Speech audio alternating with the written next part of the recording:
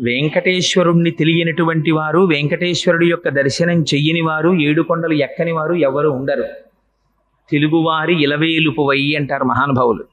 అందుకని అందున తెలుగువారికి వెంకటాచలపతి, ఆ వెంకటరమణుడు అంటే ఉండేటటువంటి భక్తి మరింత ప్రసిద్ధం. భవిష్యోత్తర పురాణం అని, ఆ భవిష్యోత్తర పురాణము, వరాహ పురాణము మొదలైనవి వెంకటాచల మహాత్యం గురించి చాలా విశేషమైనటువంటి వర్ణనం చేసి ఉన్నాయి. అసలు ఆ కొండ పేరే చాలా చిత్రమైనటువంటి పేరు. ఆ కొండ పేరు పెట్టడమే వెంకటాచలము అని పేరు పెట్టారు.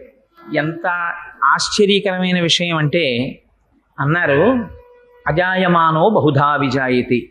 అసలు పరమేశ్వరుడికి జన్మనెత్తవలసిన అవసరం ఎక్కడుంది? ఆయనే మనలా కర్మ చేసినవాడు కాడు. మనలా కర్మ ఫలితాన్ని అనుభవించడానికి పాంచభౌతికమైనటువంటి శరీరంతో రావలసిన అగత్యం ఉన్నవాడు అంతకన్నా కాడు. మరి అటువంటి వాడు శృతంది అజాయ